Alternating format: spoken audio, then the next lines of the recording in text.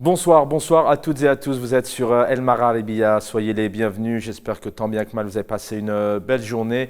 Bienvenue et merci pour votre fidélité. Merci pour les likes, les partages, les commentaires et les informations et les réactions qui nous permettent à distance via les réseaux sociaux, les nouveaux moyens de communication, d'enrichir le débat et de les soumettre aussi à nos invités. Merci à toutes et à tous. L'actualité, on va y revenir ce soir. Le titre va s'afficher dans un instant. Merci Karim. Algérie, la société civile, socle de l'édification de l'Algérie nouvelle. On va y revenir puisque aujourd'hui s'est réunie donc la société civile. On va en parler bien évidemment avec nos invités. On va revenir aussi sur le communiqué du Conseil des ministres. Un Conseil des ministres donc, qui s'est réuni en ce mardi avec la présence une nouvelle fois du président de la République, Abdelmadjid Tebboune, notamment avec des annonces, l'augmentation des salaires, des pensions de retraite, de l'allocation de chômage, notamment à partir de janvier 2023. On va essayer de comprendre notamment où en est aujourd'hui le pays et de quoi s'agit-il. Ce sont-elles seulement des promesses ou est-ce que nous avons ici une réelle nouvelle Algérie, comme en parle notamment le Premier ministre dans le cadre de cette rencontre avec la société civile, un Conseil des ministres avec d'autres déclarations et d'autres annonces du président de la République, conditionner toute déclaration aux médias dans les affaires en lien avec les questions de défense nationale et intéressant l'opinion publique à une autorisation préalable du ministre de la Défense nationale. Conditionner toute déclaration aux médias au moment où on parle énormément des droits humains en Algérie qui sont bafoués, de la liberté d'expression. On va y revenir aussi avec nos invités dans quelques instants. Donc il est clairement répété ici et réitéré par le président Abdelmadjid Tebboune. D'autres annonces aussi étaient faites dans les grandes lignes. Le président de la République a instruit de renouveler la flotte de transport maritime à travers l'acquisition de nouveaux navires. Une telle annonce comme ça qui arrive de but en blanc dans un conseil des ministres, est-il là réellement le bon endroit? Et puis Abdelmadjid Tebboune, le président, qui a ordonné aussi de rendre public jeudi 17 novembre, on y reviendra dans quelques jours, le cahier des charges régissant notamment l'activité des constructions automobiles. Je vous le disais, donc le conseil, le Premier ministre, excusez-moi, Ayman Ben Abdelrahman, donc qui a présidé ce mardi à Alger l'ouverture des assises nationales de la société civile qui se tiennent sous ce thème-là. Entendez bien, quand on connaît le degré, en tout cas la critique, la polémique et le degré d'illégitimité qui poursuit aujourd'hui le président de la République, le gouvernement, le Premier ministre. De fait, aucun réel bain de foule, aucun débat, aucune rencontre avec les syndicats annoncés ou encore les associations, la jeunesse. Et bien, en tout cas, ce n'est pas le cas puisque, je cite donc le thème, la société civile, socle de l'édification de l'Algérie nouvelle, avec la participation de 700 représentants d'associations nationales et locales, d'organisations, de syndicats et de communautés nationales à l'étranger.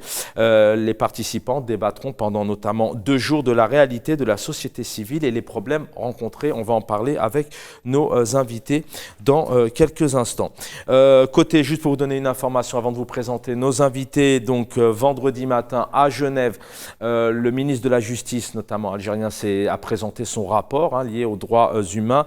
Eh bien, Alger a été prié par les États-Unis notamment, mais aussi le Royaume-Uni ou l'Allemagne, donc de cesser, je cite, d'harceler journalistes et défendeurs des droits. Lors de son examen, c'était vendredi dernier. Alger s'est néanmoins vu réclamer aussi par la représentante américaine d'abroger les amendements de l'article 87 bis du Code pénal qui, je cite, d'après donc la représentante des États-Unis, contiennent une définition exagérément vaste du terrorisme, ce 87 bis, où tout le monde peut être dès demain donc inculpé, attaqué de terroristes, parfois seulement pour avoir donné des informations, comme certains journalistes, comme Hassan El-Qadi par exemple, de Radio M, ou de certains défenseurs des droits humains. Et puis on viendra aussi sur le fond, encore une fois, puisque une chaîne de télé a été fermée, Al Jawa TV fermée pour une diffusion de scènes offensantes. La décision donc de fermeture a été prise après la diffusion par cette chaîne, notamment donc dimanche soir, de scènes offensantes, je cite, et contraires aux valeurs de la société algérienne. notamment à la religion, à l'islam, a précisé donc le gendarme de l'audiovisuel, l'autorité de régulation de l'audiovisuel. Mais on s'intéressera plus précisément à la forme, encore une fois. Aucune rencontre, aucun procès, aucune consultation, directement on ferme donc la télé. On va essayer de comprendre un peu, est-ce que cette procédure est tout à fait normale? Question ouverte, simple et directe. Avec nous sur le plateau, Djamel Guessoum, bonsoir. Bonsoir et merci pour l'invitation. C'est moi qui vous remercie, Djamel Guessoum, président du Centre de recherche en sciences sociales. Merci d'être avec nous via Skype. Normalement dans le sud de la France. Il est avec nous, psychologue, analyste politique. Anis Alkama, bonsoir. Bonsoir, merci pour l'invitation. Je salue votre invité, puis tout le peuple algérien, enfin, en tout cas, ceux qui nous regardent sur le Marais. Merci infiniment. Merci, cher Anis Alkama. Devrait a priori nous rejoindre dans quelques minutes Maître Nabila Smaïl, militante FFS. Je vais commencer avec vous, Djamel Guessoum. Vous êtes aujourd'hui, vous dirigez un centre de recherche, notamment en sciences sociales.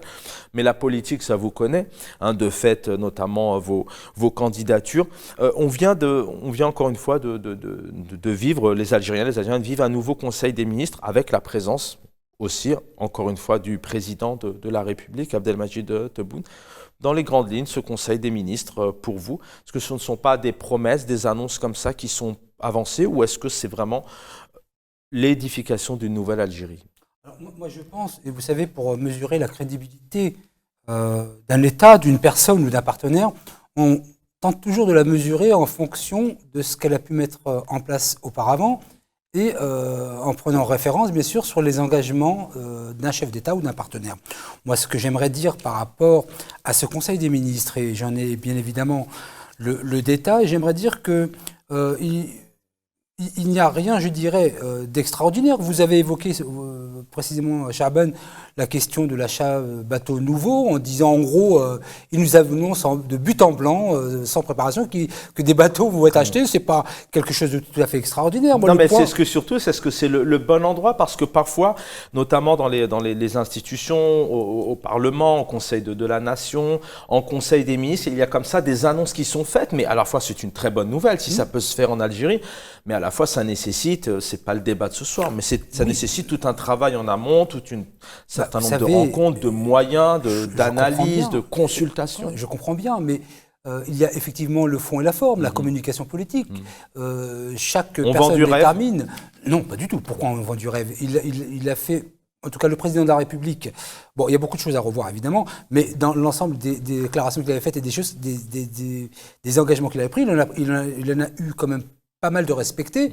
Sur la question des bateaux, moi c'est accessoire. Je veux dire que auparavant avait été lancée l'idée, puis le projet d'acheter, je crois, 30 avions supplémentaires pour Air Algérie. Donc on est dans cette ligne de communication politique. Est-ce que c'est le bon endroit? Je ne sais pas, mais je m'en réjouirais si tel était le cas. Il y a 5 ou 6 points sur ce Conseil des ministres. Il y en a un, évidemment, qui va attirer plus de votre attention que l'autre, c'est la question de la justice militaire, de la lutte contre la corruption, mais ce que vous avez évoqué tout à l'heure, sur le 87 bis, etc. Mais sur l'ensemble du Conseil des ministres, moi, lorsque je regarde les détails, il n'y a rien, en tout cas, qui puisse m'interpeller ou interpeller ma conscience en me disant que ce serait de vendre du rêve. Non, ce sont des choses pragmatiques, quantifiables, évaluables, et on va pouvoir le juger sur les annonces. Est-ce que c'était des annonces ou des effets d'annonces? Ça, on peut le vérifier, on pourra le vérifier dans les semaines et les mois à venir. Donc ne pas juger pour l'instant,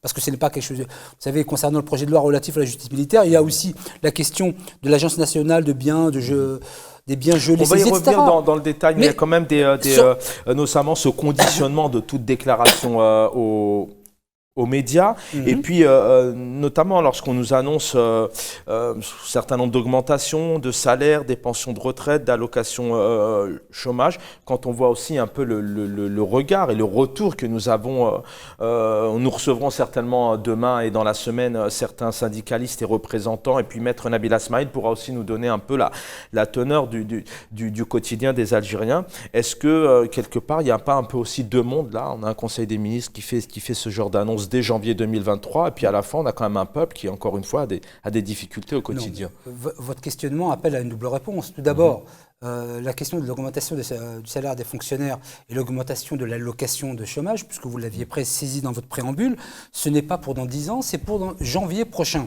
Donc, on va pouvoir le mesurer en janvier prochain. La question sous-jacente à celle-ci, c'est est-ce que la maîtrise des denrées de première nécessité vont être effectivement gérées pour ne pas faire que cette augmentation, on ne la perde pas sur l'augmentation des prix des denrées de première nécessité. Là, c'est une véritable question. Donc il y a une double question à cela. Il ne suffit pas d'augmenter les salaires ou l'allocation de chômage, mais de maîtriser le prix des denrées alimentaires de première nécessité. Si ça augmente, on est d'accord. On n'a rien fait.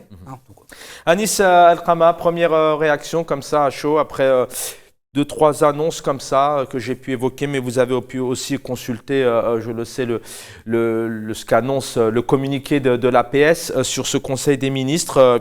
Qu'est-ce que ça vous évoque? Ce sont des choses qu'on a déjà entendues il y a quelques années. Ce sont un peu les mêmes méthodes où on a vraiment cette nouvelle Algérie. D'ailleurs, en parallèle, il y a on va y revenir, de cette rencontre, notamment de la société civile, où on nous parle effectivement d'une nouvelle Algérie. Oui, c'est la tambouille politique classique, comme on a l'habitude de voir en Algérie. C'est des conseils de ministres pour parler de choses. Enfin, je ne pense pas que ce soit le bon endroit, un conseil de ministres pour annoncer le renouvellement de la flotte fluviale algérienne. Mais bref, passons sur ce détail. Moi, j'aimerais bien parler de ce sujet des augmentations. Qui concerne directement le peuple algérien. Effectivement, c'est quelque chose de positif en général lorsqu'il y a des augmentations de salaire pour les fonctionnaires ou l'augmentation de l'allocation chômage. Mais il faut savoir déjà qu'en amont, il y a une immense inflation, une très grande inflation en Algérie, et je pense que les chiffres annoncés ne sont pas ceux qui sont sur le terrain. En tout cas, on voit qu'il y a une augmentation des produits à cause, bien sûr, de la guerre russo-ukrainienne, donc des produits des céréales, mais aussi des produits en général. Cela pose question sur notre indépendance au niveau de l'autosuffisance, ou en tout cas de notre indépendance alimentaire, qui est un axe quand même important, qui devrait être un axe important du développement, en tout cas du développement humain en Algérie. Et il faut dire qu'on a échoué sur cela, parce qu'on est parmi les plus grands importateurs de céréales, de blé notamment, dans le monde. Mais est-ce que justement, la question a été posée, est-ce que ces augmentations-là vont compenser l'inflation existante? Et puis si on essaie d'analyser un peu plus sur le mécanisme en tant que tel, il y a un mot qui a été dit juste avant moi, c'est la communication. On est toujours dans cette logique-là de communication, de surcommunication sur des détails en réalité comme le renouvellement de cette flotte qui ne concerne pas réellement le grand public et qui n'aurait peut-être pas nécessité un conseil des ministres, mais plutôt une réunion interne dans le domaine maritime. Mais on a besoin, encore une fois, de montrer, tout comme c'est vrai que je vous restez en ligne et je vais faire réagir aussi Jamel Guessoum. C'est vrai que dans ce Conseil des ministres, on n'a pas spécialement évoqué cet avertissement, enfin on l'appelle comme on veut, mais cet avertissement notamment à Genève vendredi matin sur les droits humains. Les haragas n'ont pas été évoqués alors que ça devient de plus en plus grave. Il y a des choses qui n'ont pas été évoquées encore une fois. De toute façon, je ne m'attendais pas à ce qu'ils évoquent ce genre de sujet sensible qui concerne cette fois-ci réellement la vie des Algériens et leur organisation en société. Désolé de dire ça de cette manière-là, mais garantir de la nourriture et de l'eau potable, on parlait du dessalement, ça devrait être garanti pour les animaux et non pas pour les humains. Je pense que je me fais une image beaucoup plus intéressante de la vie de notre société. La vie du citoyen algérien ne devrait pas être rythmée par les besoins naturels comme celles de la faune et de la flore, mais plutôt par des besoins beaucoup plus intéressants de construction de la société, de liberté d'expression, de liberté de mouvement, de liberté d'association libre. Et bien sûr, lorsqu'on arrive dans ce genre de catégories et sur ces sujets-là qui concernent réellement l'épanouissement du citoyen algérien, eh bien, on n'en parle pas. On préfère parler de navires ou de certains trains très rares qui arrivent à l'heure. Et juste pour revenir sur le sujet de cette consommation-là interne qui est très, très importante de céréales, est-ce qu'elle sera, et en tout cas de produits, est-ce qu'ils seront compensés par cette augmentation-là? Parce que l'inflation est très très importante. Et juste un dernier point, je vais laisser la main aux autres invités, c'est qu'on est encore dans cette ancienne formule bouteflirienne, en tout cas qu'on a vu énormément dans l'ère Bouteflika, qui est celle, entre guillemets, excusez-moi pour le terme, d'un deal. On vous augmente vos salaires, on vous donne des rappels à non plus finir sur 3-4 ans sur vos salaires, et vous nous laissez tranquille et vous ne vous organisez pas et vous ne revenez pas au Hirak.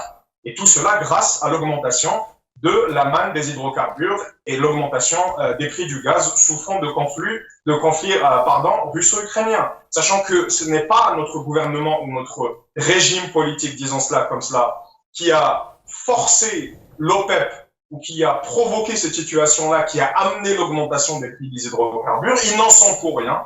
Ils ne font que profiter, comme a profité Bouteflika avant. Bien sûr qu'on ne change pas les méthodes puisque le système reste le même, puisqu'on est en réalité dans un cinquième mandat de Bouteflika, bientôt un sixième. On vous donne des augmentations, on vous offre des rappels, on vous offre des augmentations dans l'allocation chômage, et vous choisissez de vous taire et de ne pas demander d'autres droits que celui de manger et de boire, comme sont les droits des animaux. Et désolé d'être aussi provocateur et trash, mais il faut le dire de cette manière-là. Ce régime-là souhaite uniquement partager la manne pétrolière pour donner à manger, à boire au sens propre du terme, mais ne veut pas que vous vous hissiez à la peut-être deuxième ou troisième strate de la pyramide de Maslow, c'est-à-dire l'expression, l'épanouissement en société et la vie dans une démocratie. Je reviens à vous, Anessa El-Kama. Dans un instant, vient nous rejoindre Maître Nabila Smaïl, militante politique FFS. Bonsoir, Maître. Bonsoir Chaban, bonsoir nos téléspectateurs, bonsoir à vos invités. Merci de m'avoir invité. C'est moi qui vous remercie. Je sais que vous êtes très prise, vous êtes très proche aussi des détenus d'opinion. Vous faites un énorme travail et on tire un coup de chapeau à tous ces avocates qui travaillent d'acharne-pied notamment pour essayer de soutenir et d'aider notamment les détenus d'opinion qui ont vraiment besoin. Et parfois, c'est pas facile pour les avocats puisque vous subissez aussi un certain nombre de difficultés, notamment liées à parfois ces techniques qui sont très critiquées et notamment une réaction vendredi matin, Genève, je le disais tout à l'heure, Alger a été prié par les États-Unis, entre autres, de cesser de harceler journalistes et défenseurs des droits. Une réaction, ça va porter ses fruits, sachant que, si je ne me trompe pas, le ministre de la Justice a vendu un autre rapport. Écoutez, d'abord moi, de ma part, je tiens à rendre hommage au collectif des avocats qui continuent à résister, à faire un travail extraordinaire, parce que il faut être honnête, nous n'arrivons plus à suivre le nombre d'affaires avec le même rythme. Nous étions très nombreux, nous ne le sommes plus. Je salue le collectif qui continue, malgré le nombre qui a diminué de beaucoup, qui continue à résister et à être aux côtés de ces détenus ou ceux que j'appelle depuis le début de ces arrestations et de ces poursuites, les otages du système. En ce qui concerne ce qui s'est passé vendredi au Conseil des Nations Unies, moi je pourrais dire que j'aurais souhaité que le pouvoir soit attentif aux appels des militants des droits de l'homme en Algérie et sans avoir besoin d'être rappelé de l'extérieur. Parce qu'en réalité, moi ça me fait mal pour mon pays parce que quelle que soit la nature de ce régime, moi ça me fait mal que ce soit l'Algérie qui subisse autant de critiques et qui soit attaqué sur un domaine sur lequel le pouvoir algérien a accepté de prendre à bras le corps la question des droits de l'homme en signant les conventions relatives aux droits civils et aux droits politiques. Donc ce qui a été retenu contre l'Algérie dans l'examen périodique de la situation des droits de l'homme, l'Algérie a été désignée pour être, je dirais pas au box des accusés, mais pour être l'objet de cette interpellation, toutes ces revendications, toutes ces remarques, toutes ces injonctions ont été formulées par les avocats et par les défenseurs des droits de l'homme à l'intérieur. Et qu'est-ce qu'on a eu comme réponse? Répression, encore répression et encore répression. Donc, ce qui est désolant, c'est que d'abord, ces recommandations ne sont pas obligatoires aux États membres. Ça, c'est d'une. De deux, au lendemain de tout ce qu'ils ont eu comme remarques, comme recommandations, il y a eu encore des interpellations, il y a eu encore des répressions, il y a eu encore des convocations. Donc, vous savez, on ne comprend plus, personne ne peut comprendre la logique du système parce qu'en fait, le système n'a pas de logique.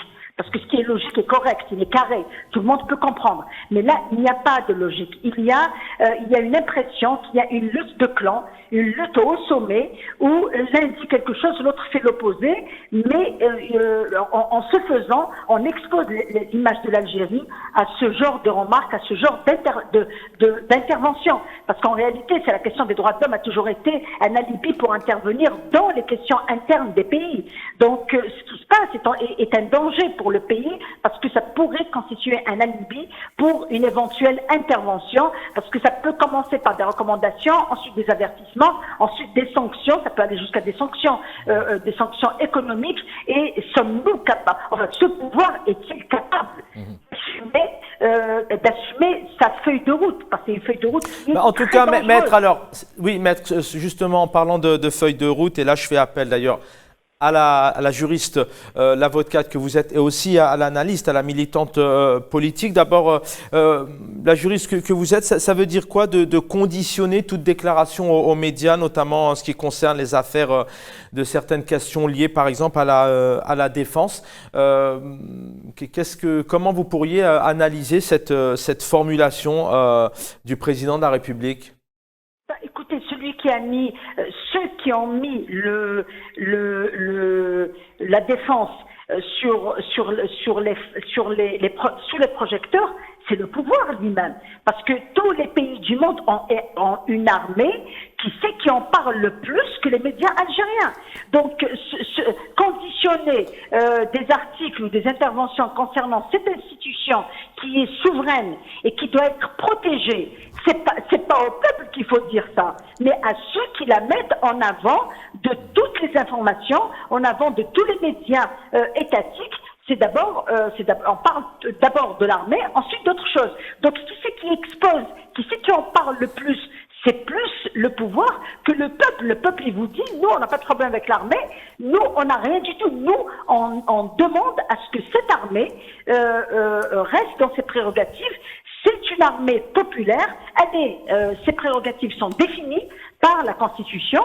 Pourquoi on nous l'expose autant? Pourquoi on expose autant l'armée algérienne? Donc, c'est pas le peuple qui fait ça. Alors qu'on mette des conditions, ou qu'on fasse des interdits, ou qu'on mette des barrières pour ne pas parler de ça ou de ça, c'est pas nous. Le peuple est en train de parler de ses conditions de vie. Il parle de la répression. Il parle de la violation de la constitution du régime par le régime.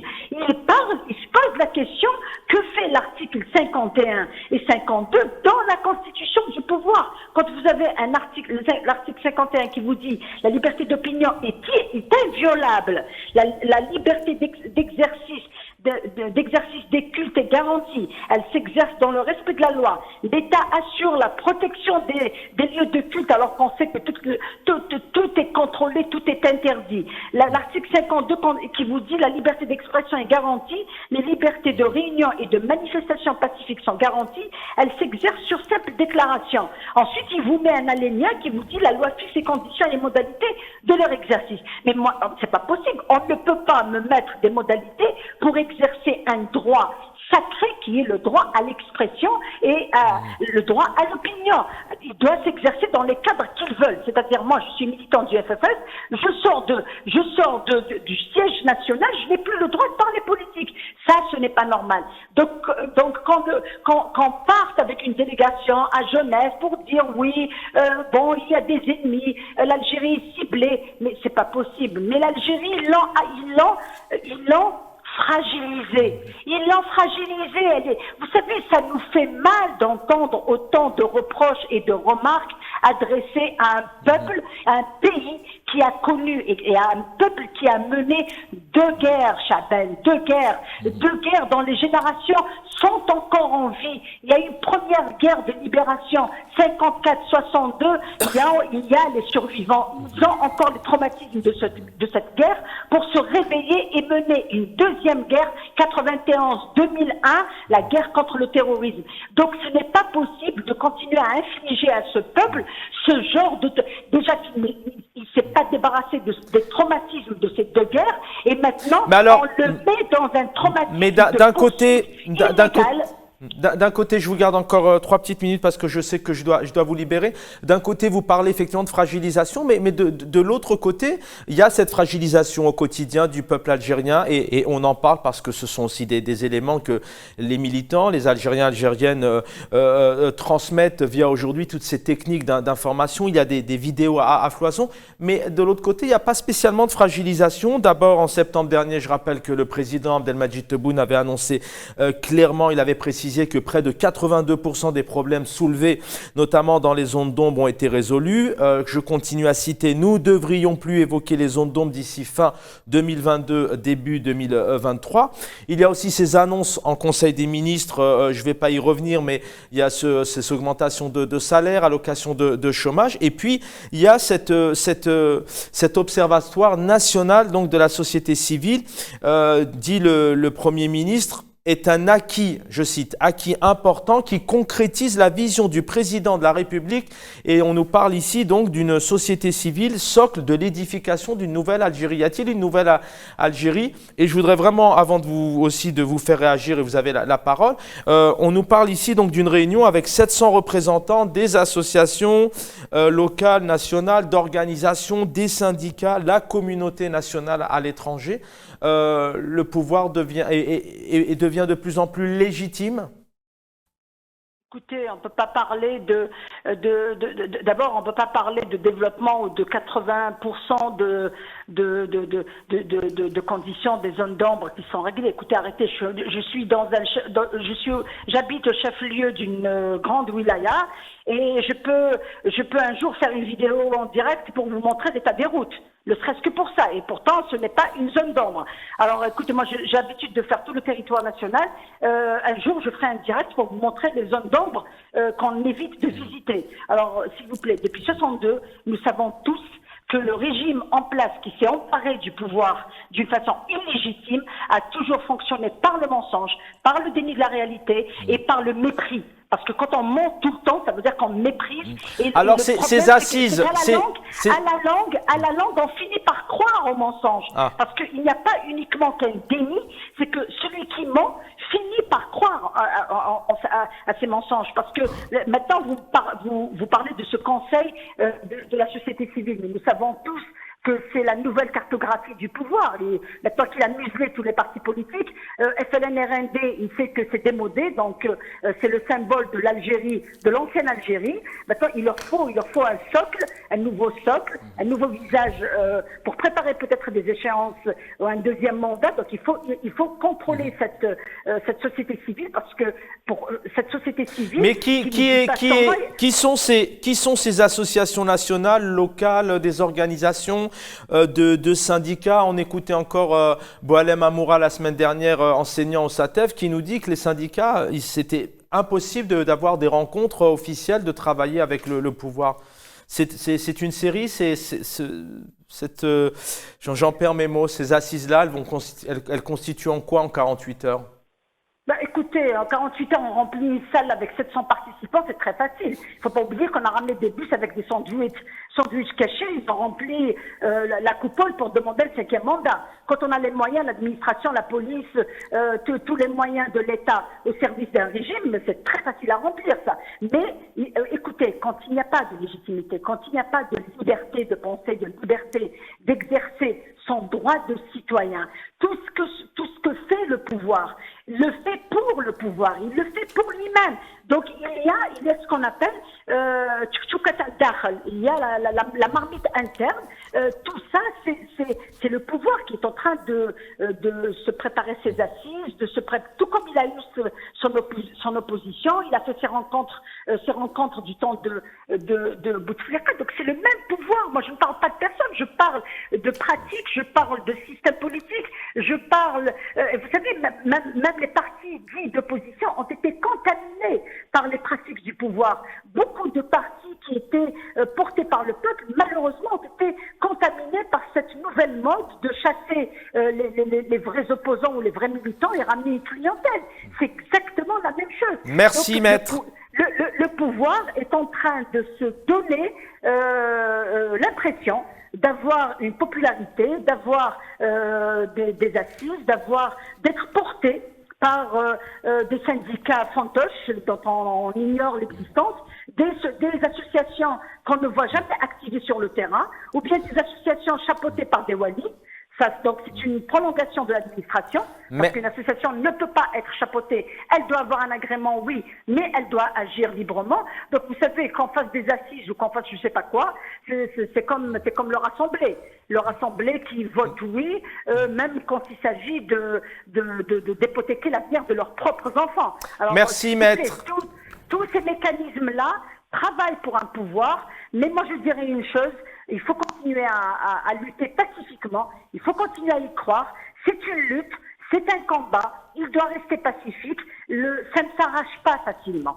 Merci voilà. infiniment, merci maître Nabila Smaïl d'avoir été avec nous, nous avoir consacré ces quelques minutes et militante politique FFS. Jamel Guessoum sur le plateau, vous pouvez réagir bien sûr sur ce que vous avez entendu, mais j'ai envie de dire que pour tout homme politique, femme politique, candidat à l'élection, président, ministre, c'est d'aller rencontrer la société civile. Lorsqu'on entend le Premier ministre, Ayman Ben Abdelrahman, qui nous annonce 700 représentants et qui nous annonce donc 48 heures, aller à la rencontre d'associations, d'ailleurs des associations nationales et locales dont on parle peu à l'année, hein, on ne voit pas spécialement que c'est très fertile en Algérie, alors soit on ne leur donne pas accès aux médias, soit malheureusement elles sont absentes, mais à l'inverse on vient d'entendre une citoyenne algérienne, une militante politique, une avocate qui nous dit clairement c'est 48 heures, on remplit une salle. Elle n'a pas dit ça, hein, je ne reprends pas les mots de maître Nabila Smaïl, mais quelque part, c'est du vent. Comment vous voyez cette... Pas intellectuellement prêt. En l'occurrence, pour faire une assise, en tout cas créer une assise sur une thématique et qui rassemble la société civile, il faut qu'il y ait des antécédents, c'est-à-dire des rencontres, une organisation, un référentiel qui soit mis en place pour arriver jusqu'à mettre en place des assises de la société civile. De mon point de vue, ces assises... Oui, c'est intéressant de dire que ça n'arrive pas comme ça, logiquement. Non, il faut être sérieux avec cette question. Je ne dis pas intellectuellement prêt, non pas parce qu'il ne serait pas intellectuellement prêt, mais on ne peut pas, et là pour le coup c'est mon métier, mettre en place des assises de la société civile. Excusez le mot trivial, mais c'est du foutage de gueule. On ne peut pas utiliser d'autres mots. Des assises, j'en ai fait une centaine, et ça met 2, 3 ans, 4 ans à être mis en place avec un socle commun, avec des communications. Vous venez aujourd'hui... C'est intéressant ce que vous dites, c'est-à-dire qu'avant de retrouver sur 48 heures 700 représentants, en amont, il y a des rencontres, des perspectives... Attends, que veut-on le Premier ressortir ? ministre n'est pas sérieux. Il n'est absolument pas sérieux. Comment peut-il mettre en place des assises avec 700 personnes ? Alors moi, excusez-moi du peu, mais ça me rappelle le Cachir pour les gens. Bon, on ne va pas revenir là-dessus. Mais ce n'est pas sérieux. Et pourquoi je dis pas intellectuellement prêt ? Parce que si le Premier ministre était intellectuellement prêt, il ne prendrait pas le risque politique de parler d'assises en 48, 72 heures. Ce n'est absolument pas sérieux. En plus, vous avez dit quelque chose tout à l'heure, Chaban, qui là me dit que c'est encore moins sérieux que je ne le pensais.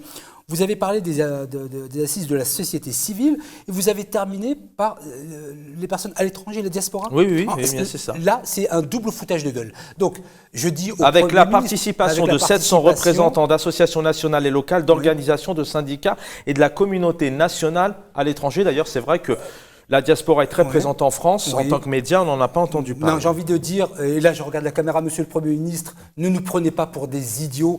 Vous avez affaire à quelqu'un qui en organise depuis 32 ans, ce n'est pas sérieux. Là où je voudrais revenir sur... On dit clairement, alors tout ce que je vous dis, bien sûr, c'est l'APS, hein, c'est l'agence presse-service officielle, hein, la presse de la République algérienne, acquis important, je cite, qui concrétise la vision du président de la République. Voilà ce que nous dit le Premier ministre. Hein, acquis important. Hein. Non, mais sur les assises, Il faut bien s'asseoir dans ce cas-là pour faire des assises. Non, ce n'est pas sérieux. Quand on a une lecture, je dirais, transnationale, un standard international sur ce que sont les assises, ça se prépare 2 à 3 ans avant. Si on veut en ressortir quelque chose avec des partenaires identifiés.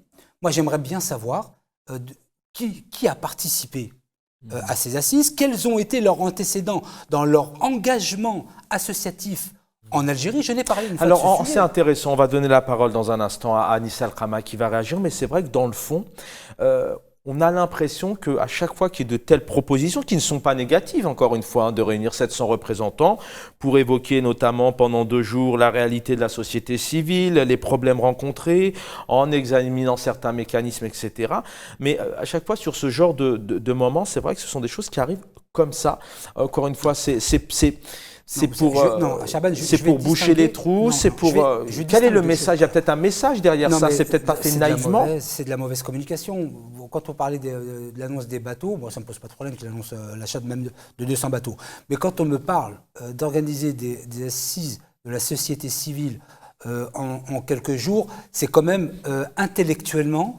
Mais c'est quoi, le président prépare son 2e mandat? Non. Moi, je ne dis pas... Peut-être que le président... Moi, mais si on n'a pas vos arguments, par exemple, comme ça, en écoutant la télé, en étant pas spécialement un spécialiste, c'est plutôt positif. Oui, mais attendez, positif, ça ne veut pas dire naïf non plus. Donc, je suis gentil, mais pas naïf. Donc, mais c'est pour biaiser la population, c'est pour... Je crois véritablement en la sincérité du président de la République, je l'ai dit 1000 fois et je le redis encore aujourd'hui. Mais dans la mise en œuvre pratique de ce que lui voudrait, j'ai l'impression qu'on a affaire à un gouvernement de rigolo, parce qu'il faut vraiment être un rigolo pour mettre en place une société... Non, mais vous ne pouvez pas dire qu'à la fois vous croyez en lui, mais à la fois... Non, la volonté, je fais bien la distinction. Il est orienté, il est dirigé... Je fais bien la distinction entre la volonté du président de la République et la mise en œuvre pratique de ce qu'il le souhaiterait, puisque, de ce que je comprends, il a de bonnes volontés, mais la mise en œuvre pratique est faite par des rigolos. C'est tout. Le message est clair. Anis Al-Khama, même réaction. D'abord, si vous voulez réagir, bien sûr, sur ce qu'a dit Maître Nabila Smaïl. Et puis, vous, d'ailleurs, vous êtes, je rappelle, algérien, vous êtes jeune. C'est vrai que l'idéal pour un Algérien, une Algérienne, un citoyen, un militant, un membre d'association, un parti, c'est aussi de rencontrer un peu les représentants qui ont été élus. On a là 48 heures avec 700 représentants. C'est quoi? C'est aussi du rêve, c'est la science-fiction devant une salle pleine avec un casting préalablement préparé, ou alors c'est réel, c'est un message et il y a un vrai travail de fond qui sortira de ces 48 heures. Alors on est réellement dans ce qu'on appelle le village Potemkin, c'est-à-dire un décor en carton-pâte qui est fait pour épater la galerie et surtout pour une image à l'international, pour qu'il y ait 2 ou 3 articles préférentiellement écrits en français pour que ça soit lu par les officines européennes et étrangères et pour se dire qu'au final en Algérie, on écoute la société civile. En réalité, le régime utilise plusieurs outils pour maintenir son pouvoir et parmi ces outils-là, je pourrais parler de ce qu'on appelle entre guillemets le clonage et le gonflage. Ce qu'ils font, c'est-à-dire que lorsqu'ils voient qu'il y a une société civile qui commence à émerger, notamment grâce au Hirak, mais pas que, rappelons que l'association dissoute, il faut bien le rappeler, RAJ existe depuis le début des années 90, donc Rassemblement Action Jeunesse, qui est dissoute actuellement. Ils créent d'autres associations qui sont leurs affidés, qui sont leurs amis, qui sont souvent issus de la clientèle des maires et des walis, pour pouvoir brouiller l'activité de ces associations-là qui ont de bonnes intentions. Donc, ils mettent d'autres personnes qui sont totalement là pour du clientélisme, à qui parfois on promet un poste de travail, à qui on promet un appartement ou des choses et d'autres, aux personnes de ces associations, aux présidents. Mais selon vous, qui sont, par exemple, concrètement, qui pourraient être ces associations? On en connaît des associations qui font un travail, qui parfois malheureusement elles sont réprimées, notamment RAJ, Bab el Oued, mais qui pourraient être ces associations? C'est du concret, parce que c'est vrai que nous qui sommes quand même un média, on essaye de donner la parole à tout le monde, de rencontrer tout le monde, de donner cette plateforme à ce que les personnes s'expriment de tout rang et tout bord. C'est vrai qu'on n'a pas spécialement d'exemple comme ça précis. Je ne pense pas que Rage était invité, je ne pense pas non plus que Bab El Oued, pour ce qu'il en reste non plus, ou certains médias. Qui pourraient être ces participants? La réelle société civile, si on souhaite l'inviter, elle est en partie en prison et en partie à l'exil. On a bien vu l'article dans le journal Le Monde. Certains vont commencer à dire que c'est un complot étranger, etc. Bon, on connaît la rengaine. Mais certains comme Salah Debbouz ou d'autres avocats ou d'autres militants des droits de l'homme sont contraints à l'exil. D'autres personnes sont en prison. Il y a eu une vague de libération ces derniers jours et on s'en félicite. Bien sûr qu'on est content, nos amis, d'être sortis de prison, mais il y a d'autres personnes, d'autres militants qui croupissent en prison. Là est la société civile. La société civile, c'est Ihsan El-Qadi, qui en même temps d'être directeur de Radio AM est très actif. Il a été très actif. Il avait lancé une initiative Algérie 22, je crois, 22-2. Et là, il est accusé de terrorisme. C'est Zaki Hnash qui était lanceur d'alerte et qui l'est toujours à propos des détenus d'opinion, qui a reçu un prix de la part de Ihsan El-Qadi, et les voilà tous les deux accusés de terrorisme. Donc la société civile, c'est exactement ces personnes-là qu'on persécute. Les personnes invitées dans ce genre d'entre guillemets réunions, qu'ils appellent de manière pompeuse, assises, ce sont leurs amis. Ce sont souvent des personnes dénuées d'aucune culture politique ni d'aucun engagement politique et qui ne font que graviter pour des broutilles en réalité, pour des petits postes dans des mairies ou des petits appartements à bas prix, disons, ou c'est vraiment du clientélisme. Alors quel message, le temps avance, quel message selon vous, Anis El-Kama, y aurait-il derrière cette organisation? Alors si, en prenant compte bien sûr vos analyses aux uns et aux autres, elles se rejoignent à peu près, quel message il y aurait derrière par exemple l'organisation de cet événement, ces assises-là? Ça serait d'apaiser la population, c'est d'essayer de se redorer le blason, Absolument pas, mais justement, j'allais en venir, c'est que la première stratégie, c'est de toujours créer une fausse société civile, de faux partis politiques, pour pouvoir cloner, et donc contrer les vrais partis politiques et les vrais opposants, et brouiller leur travail, et de créer une société civile qui leur est, en réalité, qui leur appartient.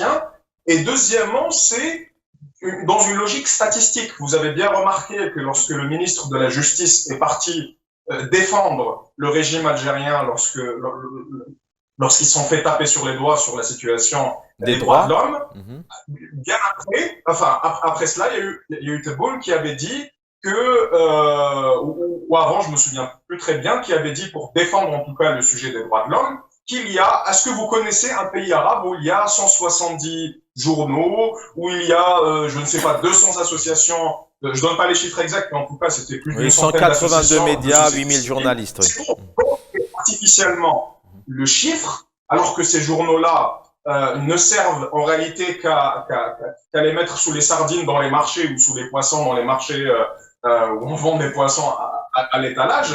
En réalité, ce sont leurs amis à qui ils donnent l'argent de l'ANEP, donc de l'organisme central qui donne des publicités aux journaux, et ils créent de faux journaux, ils créent de fausses associations pour pouvoir dire à l'international, nous avons des assises de la société civile, il y a des jeunes qui s'expriment, il y a des personnes qui travaillent librement, regardez, nous avons des journaux. Alors qu'en réalité, je vous assure qu'ils n'en ont rien à faire de l'épanouissement de la société civile ou même de l'apaisement de la situation, parce qu'ils ont compris que même leur petite base militante qui les suivait, donc qui suivait Gaïd Salah, et donc par conséquent Tebboune qui a été placé par Gaïd Salah et par la junte militaire, ne les suit quasiment plus, parce qu'ils n'arrivent plus à leur donner des garanties aussi à leur petite base politique qui représentait à peine 1% de la population. Donc ils ne le font uniquement à consommation extérieure. Restez avec nous, j'aimerais revenir avec vous une petite minute avant la fin des émissions. Une réaction sur ce Alors, une réaction, réagir. je dirais, tridimensionnelle. Tout d'abord, votre invité à Nice dit si l'État veut inviter la société civile, une partie sera en prison, une partie sera à l'étranger. Il n'y a pas de société civile en Algérie. Tout d'abord, je dénonce un peu cette vision quelque peu sectaire des choses en Algérie. Il peut répondre, et je pense que ce qu'il voulait dire, c'est que malheureusement, les personnes, je pense, je ne vais pas répondre à sa place, mais peut-être que je pense que vous êtes d'accord là-dessus. Vous êtes en train de répondre à sa place. Non, mais c'est juste pour enrichir un peu votre...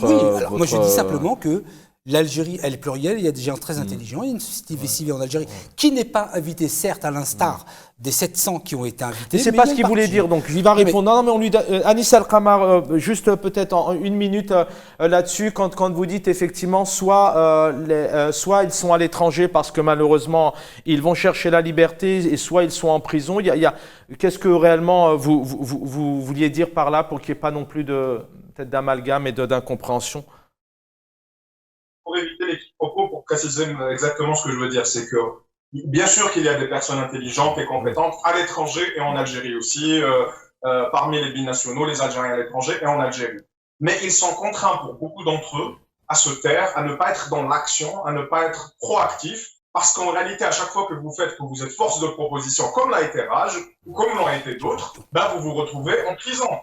Zaki Hnesh n'a fait que partager des posts sur Facebook. C'est ça, merci Anis Al-Qamar, merci, voilà, au moins c'est clair. D'accord, mais les personnes dont votre invité font état, c'est plutôt la société politique et pas vraiment la société civile.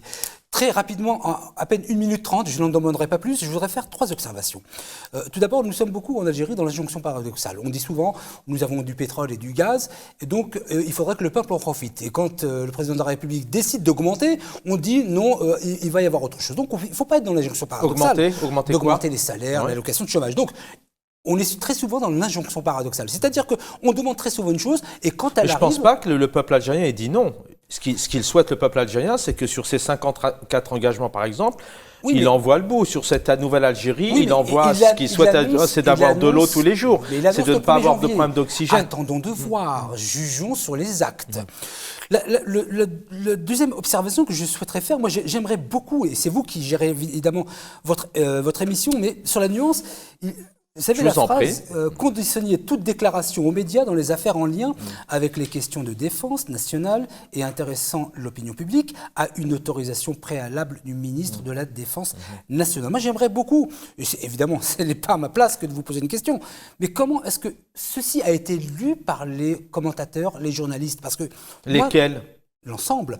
Mais lesquels? Mais lesquels? Mais la vôtre, par exemple. Quelle est votre lecture? Nous, c'est simple. La question qu'on se pose, c'est pourquoi conditionner toute déclaration? S'il y a une liberté de la presse, à un moment donné, il y a une information qui doit sortir. Vous êtes en France, toutes les informations, elles peuvent sortir par n'importe quel média. On n'est pas là pour vanter un peu le mérite ou l'analyse des quotidiens TV, radio et presse écrite en France. Mais nous, la question qu'on vous pose, c'est au moment où l'Algérie vit des difficultés, ou dernièrement, on a un journaliste. Il y a des problèmes de pesticides, notamment concernant un produit alimentaire qui part d'Algérie et qui arrive notamment en Europe. Qui sont les dates? Ce jeune journaliste fait un papier, il est arrêté. Je l'ai dénoncé. Donc la question qu'on vous pose, comment vous, en tant qu'homme de médias d'ailleurs, vous interprétez ça? Conditionner, mettre sous condition toute déclaration aux médias. C'est-à-dire que demain devrait intervenir auprès des médias, devrait passer par une autorisation. Alors, ma lecture, voilà, c'est plutôt à vous de répondre, c'est pas spécialement à nous. Je vais en faire une lecture sémantique, tout simplement sémantique. Lorsque je lis bien, conditionner toute déclaration aux médias, et vous avez ensuite intéressant l'opinion publique. Déjà, dans cette phrase aux médias, cela exclut, en tout cas pour la demande d'autorisation, ça exclut les médias et ça exclut l'opinion public. Donc, si on lit vraiment précisément ce qui est indiqué, ça concernerait les personnes qui sont sous la responsabilité du ministère de la Défense. Et donc, dans la lecture précise, parce qu'il y a, et c'est ce que je dis souvent aux avocats, il n'y a pas de droit sans savoir ni intelligence. Et là, dans la lecture que j'en fais, pragmatique, c'est conditionner toute déclaration aux médias, ça exclut les médias, puisque les déclarants ne seront pas les médias, et ça exclut l'opinion publique. De ce point de vue, et à la simple lecture, je ne vois pas où est le problème, puisque la demande d'autorisation préalable au ministère de la Défense ne concernerait, c'est pour ça qu'on essaie de comprendre, que les personnes qui sont sous la responsabilité du ministère de la Défense. 30 secondes pour vous, pour le mot de la fin avec vous, et juste derrière, Jamel Gessoum, Anis Al-Khama. Anis Al-Khama, on vous a perdu. Oui, rapidement, la dernière petite minute avec vous. Oui, juste une parenthèse. Zaki Hennache est un lanceur d'alerte. Il n'est pas dans un parti politique, donc il est inquiété alors qu'il n'est même pas. C'est bien de le préciser d'ailleurs. C'est un citoyen.